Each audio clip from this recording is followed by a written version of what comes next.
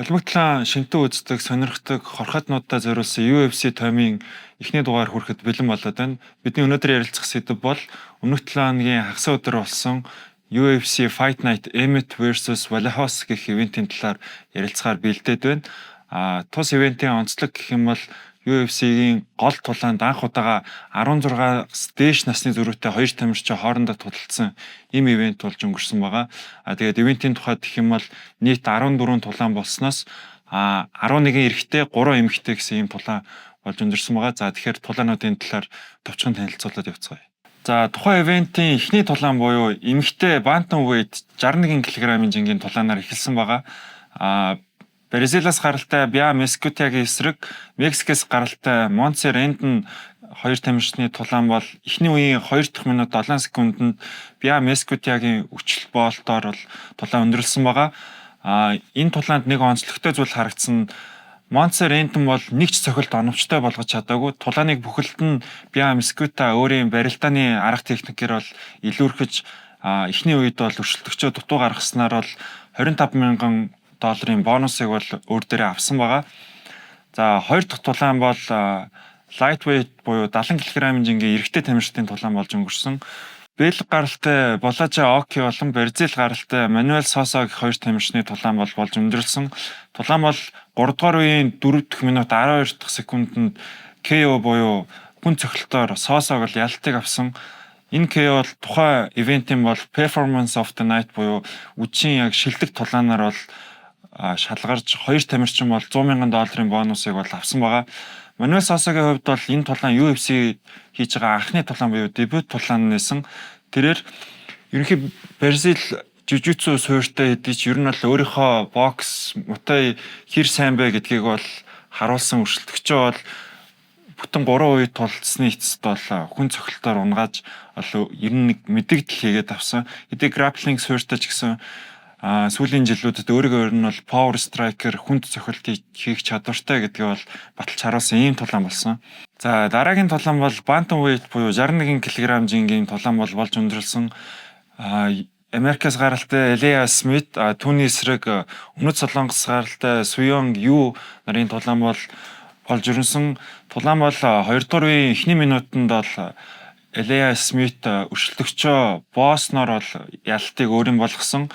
За тулааныг бол Suyong Yu эхнээсээ өршөлтөгчөө оновчтой цохилтоор илүүрхэж тулааныг бол контролдоо байлгаж ийсэн хэдий ч 2 дугаар үеийн эхлэлд Elias Smith урд гарын хажуу цохилтоор Юуг унгаан үргэлжлүүлээд ард нь гарснаар бол тулааныг боолтоор бол дуусгасан байгаа.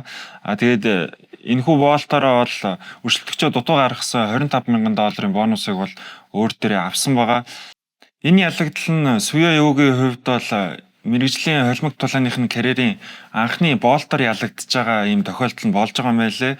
Elias Smith-ийн хувьд бол UFC-гийн ахмад туршлагатай тамирчин Gilbert Smith-ийн хүү байгаа. Одоогоор мэргэжлийн MMA тулаанд бол 11 гэсэн амжилтыг үзүүлээд явж байгаа. Сүүлийн 8 тулаанаа бол 8 дараалж ялсан. Эннийхээ 4-ийг нь бол UFC-д ялалт байгуулсан байгаа. За дараагийн тулаан бол heavyweight буюу 120 кг хүн жингийн тулаан болж өрнсөн. Бразил улсын Vitor Petrinoгийн эсрэг Америк нэгдсэн улсын Steven Aspland гэх хоёр нас ойролцоо залуу тамирчдын тулаан бол өрнсөн. За тулааныг бол шүүгчдийн нэгдсэн саналаар Vitor Petrino бол ялтыг авсан. Ер нь бол энэ тулаан бол ээлж дараалсан хүн цохилтууд punch trade гэдэг ер нь бол үзэгчтэйг уйдаахгүй шүүгүүлсэн ийм тулаан бол бүтэн 3 үеийн турш болж өрнсөн.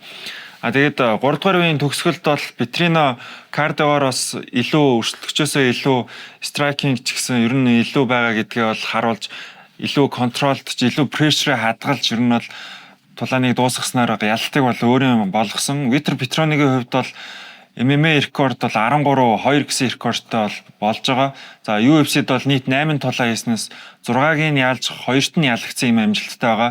Тэр 2023 онд Dana White Contender Series-д бол UFC-д гэрээ хийж орж ирсэн ийм тулаанч байгаа. За дараагийн тулаан бол welterweight буюу 77 кг-ийн жингийн тулаан болж өрнсөн. Америк нэгдсэн улсын тамирчин Крис Кортесийн эсрэг Кыргызстан улсын тамирчин Мектебек Орлбай бол хоорондоо уулзраа таарч тулалдсан байгаа. За тулаан бол нийт 3 үе үргэлжилсний шүүгчдийн нэгдсэн саналаар бол Орлбай ялтыг бол авсан.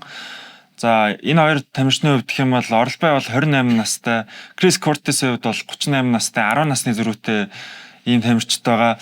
За мэдээж Орлбай бол залуу тамирчин гэдэг утгаараа бол тулааныг бол илүү өөрийн удирдлагатаар илүү өөрийнхөө тэр барилдааны ур чадварыг харуулж ер нь бол 3% барилдаанаараа бол илүүрхэж явсаар бол шүүгчдийн саналаар бол ялтыг авсан байгаа.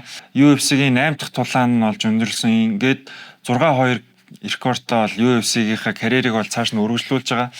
За Крис Кортисийн хувьд тулааны дараа нэлээд өндөр бухимдалтай бол ярилцлага өгсөн байсан. Тэрээр ер нь ярилцлагадаа бол дурдсанаар Орлбайг бол тулаа хий гэж боддгоо гэж ер нь бол шүүмжилсэн. Түүнийхээр бол ер нь бол довтолж цохиж болж зөвхөн барилдаанаараа л ер нь тулааныг бол дуусгасан. Энэ нь бол ерөнхийдөө жоохон тийм хулцгаар те ер нь UFC-ийн тэр гол одоо үзэгчдийн тэр хүсэн хүлээдэг тийм тулааныг бол ерөөсө гаргаж чадаагүй гэж Крис Кортис бол шүүмжилж ярьсан байлээ. За харин энэ тулааны эсрэгээр бол мейн картын маш сонирхолтой гал гарсан тулаан бол болж өрнсөн. За энэ тулаан бол featherweight буюу 66 кг-ийн жинд Марокко улсын тамирчин Марван Рахикигийн эсрэг Англи улсын тамирчин Хари Хардвикийн хоорондоо болж өрнсөн тулаан байгаа. Марван Рахикигийн хувьд гэх юм бол 2 дугаар үеийн төгсгөлд бол өрсөлдөгчийнхөө эрүүг бол хугалснаар цаашаа шүүгч бол тулааныг цаашаа үргэлжлүүлэх боломжгүй гэж бол тулааныг зогсоосон. За тулааныг ерөнхийд нь хараад үзэх юм бол эхнээсээ Рахики хурдтай давталгаа хүчтэй комбинашн хийж бол тулааныг удирдах эхлүүлсэн.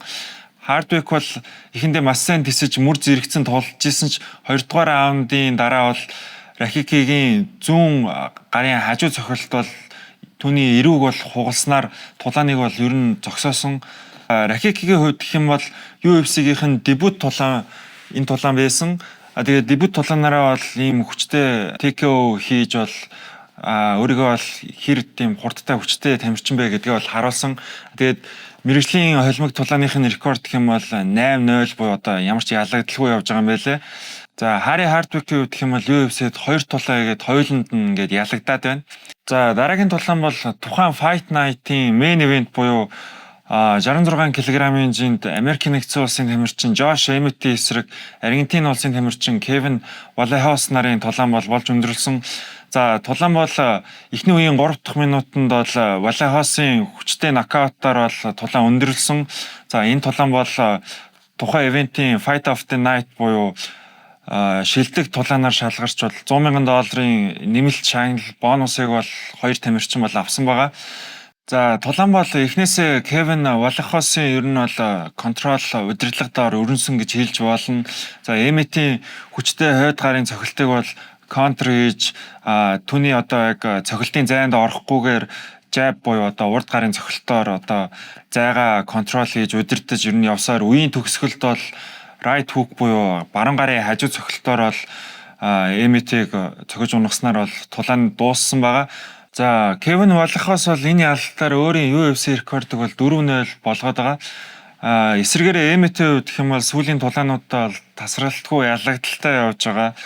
За энэ тулаанаас бол үр дүн харах юм бол Валехос бол featherweight буюу 66 кг-ийн жинд бол нэлээд хүчтэй орж ирж байгаа залуу тамирчин гэдгээ бол нотолж харуулсан.